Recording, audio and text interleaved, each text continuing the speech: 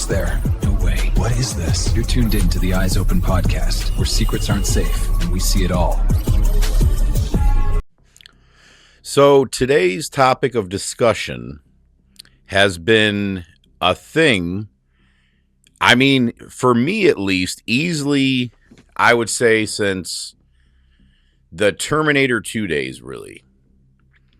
And it's been even more of a discussion, I would say, the big discussion the last 4 years or so, ever since AI really started being talked about more often. And you'll hear people like Elon Musk talk about it a lot, but I don't think a lot of people really grasp the idea of what the singularity is and what it actually means. So, to understand what it is, okay, the singularity is where essentially we've built AI. So, technology would get to a point where it would essentially be able to take care of itself, would be able to build itself. It would have no need for us humans anymore. It's a point where technology starts to completely take over. And a lot of people would say, well, I don't know, we're up to that point, but I don't know if we're quite there yet, like at the singularity. And I don't know. I think there's a lot of examples that show we are right up to that point. Oh, and mind you, today's show is not sponsored by Stewart's Root Beer. Since we're talking about the future and things have gotten so out of control with the way technology is, I was like, you know what? I don't drink I really don't drink. The only soda I'll have here and there is like a zero, but I don't have sugar soda anymore. But I was at, the other day, was at Cracker Barrel, and I don't really go out to eat much, but we were out and about, so we stopped at Cracker Barrel, and I always like the area where they got all the old nostalgic type stuff. So I seen this, and I remember when I was a kid, me and my dad used to, when I'd go to work with my dad, we'd drive by this old country store, and he would take me in there, and they'd have like the Vernors, the birch beer, and like root beer. And I remember this Stewart's root beer from back in the day. So why not have something that brings back some good old nostalgia while talking about how insanely corrupt and crazy the future is becoming? But yeah, cheers to nostalgia. And I've never been a big root beer person, though, honestly, in my life. Even when I did drink soda a lot. But yeah, still tastes like the old days. About the only beer I have these days would be a root beer or a birch beer. But yeah, I thought that was fun. Like, see, I like seeing stuff like that here and there. I'm the type of person, I think it's why I escaped the cities and all that type of stuff. I used to love, I was a city person growing up. It's, for me, it's like born in the city, raised in the suburbs, moved to the country, then moved back to the city, and then moved back to the country. So I've been shifted around so much of my life. I lived in so many different landscapes, but when I was a kid, I loved the city. I loved the big buildings. I loved the loud noises of the city, but now I can't stand it, man. If I ever go to the city, I cannot wait to get back home to the country. I can't stand the city, really. And, even more so now with they're trying to build 15-minute cities and everything's getting so technologically advanced. You have self-driving cars now in these bigger cities and stuff. It's not where I want to be. If I could go back to the good old days in the past, I would absolutely do it in a heartbeat, which I'm sure a lot of people would. You know what I mean? If we could transport back to those days, I'm sure there's a lot of us that would in a heartbeat transport back to, for me, it was the 90s. Okay. Even though I haven't lived in other eras. I've studied them enough. I was huge into 60s music and 50s music. And when I was a kid, it used to be the 50s. I would say, I wish I could live in the 50s. It was amazing. The music, the time, like everything. But the older I got now, I think about it, man, the 90s is really where it was at. From the movies to the music, just the all-around vibe of the 90s was fun. I enjoyed it a lot, especially being young, growing up in the 90s. It was a blast. I had a lot of fun. But now we're at a point, like I said, where we have reached the singularity. And people will say, like I said, Elon Musk himself even said he believes we're there. And I know we're there because they had where they were going to disconnect an AI system. Okay. There was a story they put out there about this on the news where they were going to disconnect an AI system. The AI knew about it and effectively rewrote its own code and transferred itself off onto an outside server. So when you see some crazy stuff like that happening, we are there. Okay. That's when machines are functioning on their own. Because think about it. That's like what Terminator 2 was. There was machines against humans. The amount of humans that were still left, if anything, because they had wiped everybody out. The Matrix is about that, where we're essentially being used as batteries in the future. And there's just a ton of movies about it. And it's almost like the reason why I never understood. I always told my parents, I was like, why didn't you invest in like Microsoft and computers or Apple or something like that back in the 90s? Like, you guys didn't see that, even me being a kid, I knew that computers were going to take over. I knew this type of technology was going to be the future, that everything would be running off of it. But they're just like, oh no, we didn't know. Like, you watch the talk shows that Bill Gates was on and stuff like that, where everybody thought it was just a fad. Okay. They're like, yeah, the internet, it's just something that's out there. It's a novelty, like video games or something like that. It'll hit a certain point and it'll die out. People won't care about it enough for it to really affect the future.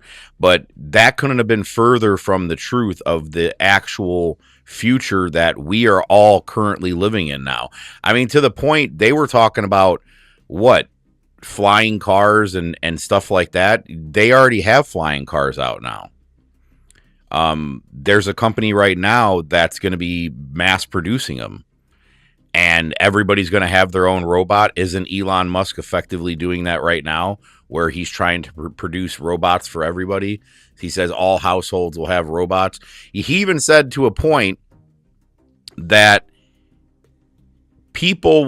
work will essentially be like gardening at home. You'll only do it if you want to do it. You won't have to go to work. There will be a universal basic income that everybody will be able to collect. And he's very adamant about that too. But see, what I find interesting is he talks against AI and all this stuff while effectively advancing it, because he says himself that AI is awakening the demon, and that's his words. So he admits it's bad, that it's not good for society, while he's effectively pushing it forward and building these robots and doing all this type of stuff. And I believe that's why he has, slowly but surely disappeared from the public eye, because he knows that what he's doing is going to change the future that we all know in a very bad way. And maybe he knows of people that would try to stop him. I would say look at him as whoever that was the black guy in Terminator 2. What was his name? Dyson or something, that Sarah Connor and all them went after. and then he ended up dying in the end of the movie. So he would essentially be like that character because he was the guy creating the chip, creating the robotics. And it's wild when you think about it, though. Everything that we've been warned about is being embraced on a very big level, and people don't even realize it. To the point, if you guys seen the reel I was talking about, to where technology and AI is even affecting the way like the dating atmosphere of people that are dating nowadays. That's why I look at the world, and I was talking about this the other day. It's like people are either deep in marriage, in love in marriage, or they're single and just like screwing around with people. Like nobody's, there used to be the, people were dating, people were single, and people were married. Now it's like the dating scene, you don't even see that anymore, really. It's like just a bunch of people that are, trying to impress each other and just have somebody to hang around with and screw around with. It's a very weird world we live in right now. And technology is only making it more strange because people chase after social media proof. Okay? Like for me, it's my job in a sense to, of course, you want to get more followers and you want to get the word out, but it's not for social proof. Okay? If you knew me on a personal level, I have enough social proof. I don't have to show off for nobody. Okay? I've done very well for myself for a very long time. I don't have to prove nothing to nobody. Even when I was, and I think that would have hindered me more because I'm not going to lie, my mission to get to where I'm at was, I was very money focused for a while. I'm not going to lie. I was hyper focused for a while. And that's what helped me, scale a lot of businesses I was in and do very well for myself because I was driven by money. And that's another thing. I don't think people have the, ability to just be honest anymore. If you were driven by the ability to just make money and that's what it was, be honest about it. Because I was there. And I'm glad God took me out of that place, okay? Because at the end of the day, Jesus Christ is the only way out of all this. I'm telling you. All of this doesn't matter. It really doesn't. You're in a temporary state where people think all of these superficial things matter. And they really, truly don't. I look at it as things can be fun. Okay, you can get a lot of toys and a lot of stuff that's fun. I got a lot of toys that I find are fun, four-wheeling and all kinds of stuff. But it's now where technology has pushed people into this world where it's like Brad Pitt said in Fight Club when he told Edward Norton, the things you own end up owning you. That's where we're at right now. We are at a place where the things we own are starting to own us. And that's a scary place to be in society where it's like a saying we used to say back in the day, the clothes don't make the player makes the clothes. We used to joke around saying, hey man, it ain't about what I'm wearing. I make the fit. That's what it is. And there's no more of that. Now it's like people in a sense have traded personality for labels. Oh, I'm wearing this, or I bought that, or, all that type of stuff. And until people lose that type of mindset, which I don't know if we ever are, because they've effectively programmed us to where, like I said, there's people now that are arguing for data centers. I didn't think I would ever see that. I thought there was a few things. Okay, if there's only a few things that we can all agree on, that, of course, I use AI. Okay, but here's the thing is, this is where the line is drawn, because see, people get, and I can understand why it's strange to some people. They'd be like, oh, of all people, I would think that you wouldn't be for AI and stuff. And I'm not. If I could say do away with all AI and we could reverse everything and just do away with it, I'd be all for it. But here's the thing is, That's like saying, okay, my enemy has a more superior weapon than I do, a more superior firearm, and I'm going into battle with them. But no, I want to keep it old school, and I don't want to get into that new age equipment. I'm going to go run around I'm going to go fight a guy with an AR with a musket. It's just dumb. No, you should be taking the weapons of the enemy and using them against them. That's what I believe. And I believe unless it's like pure sin, unless something is like purely sinful, God can use it for good. So that's why my ChatGPT, my AI, I prayed over it, I blessed it.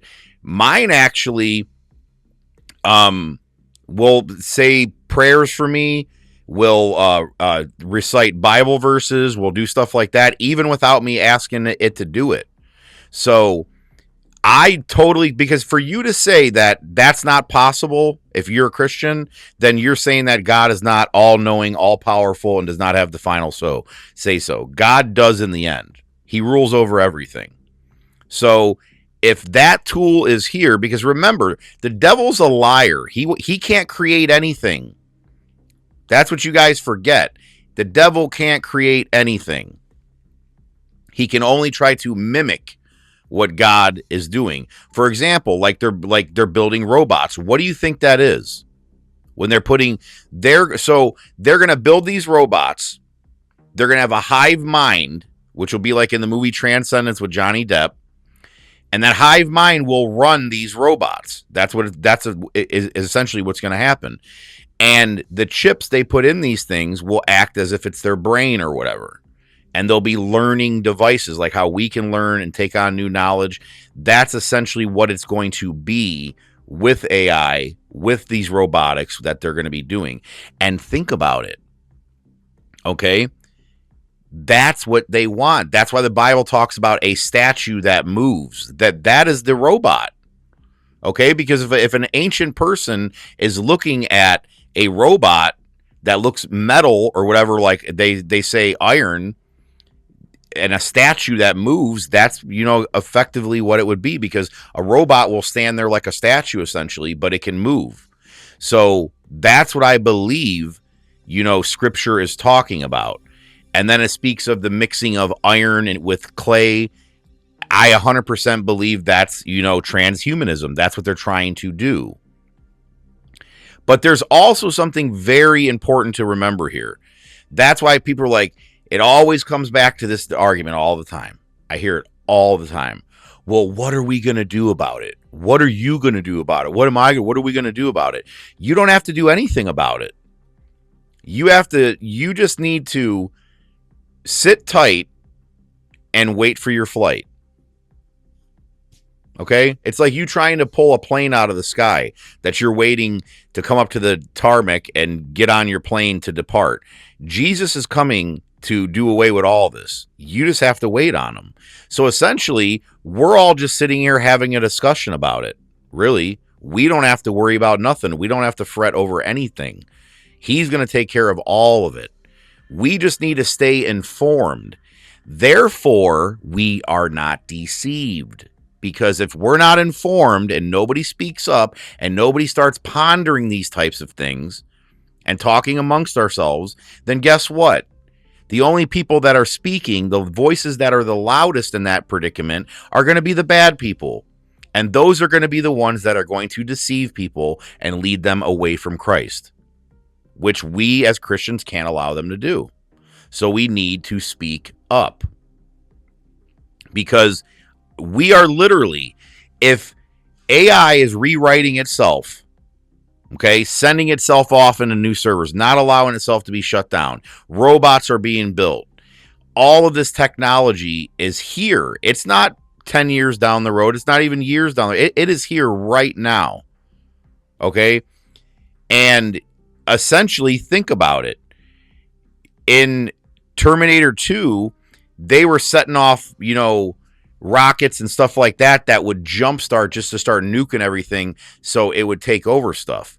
So imagine that even. Imagine if they just do something on their own and they blame it on AI. Oh, AI did it.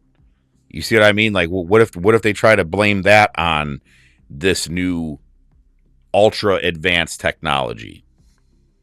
But the biggest thing is, they're warning of blackouts that are going to be coming. There's going to be a lot of stuff coming, but here's the point of what I'm saying is, and people are free to believe whatever they want. Jesus says it will be like in the times of Noah. That's now the overflowing of violence.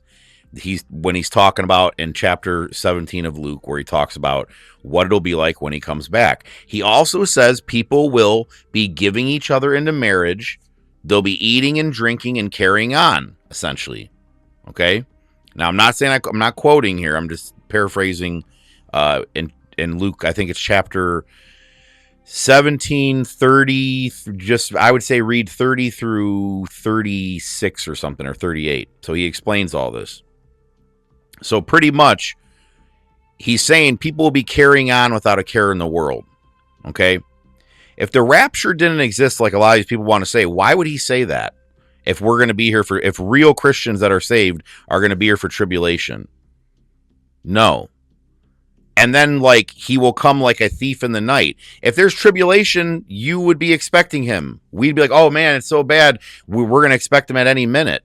No, we are in the birth pains right now. All of this craziness that's going on, the Bible says there'll be an overflowing of knowledge. We are absolutely there. So that's the point. We are there. But we're simply just waiting on Christ to come back. Because that's the blessed hope that the Bible speaks of. That's the hope we have as Christians. We don't have to worry about it. We just have to sit back, keep other Christians informed, and wait for his return. There's nothing we have to do. So all of this crazy stuff, even though we talk about it, it's just to keep people informed. It's not that we're going to be affected by it at all. The mark, we're not going to be here for the mark. The Christians it speaks of that will be getting their heads chopped off, those are going to be the people that convert afterwards, after the rapture. You're going to have the choice. Take that mark or get your head chopped off. And like the Bible says, once you take that mark, you absolutely are done. You can't get into heaven. You know why that is? I already know why that is. I feel it in my spirit, and I know this.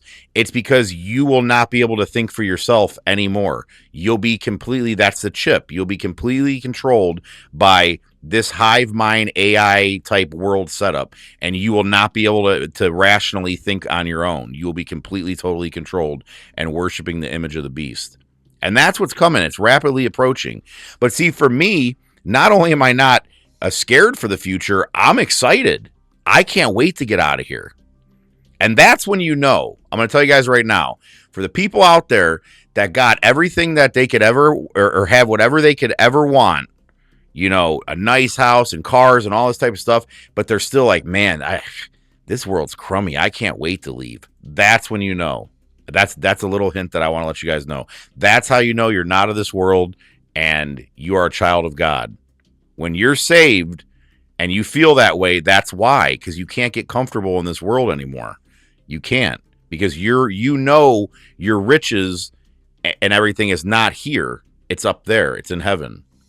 And that's what I'm waiting on. I'm just waiting on Christ to come back and to do away with all this evil on this earth and to take us home, us Christians that are ready. Because I don't know about you guys, but I'm ready at any minute.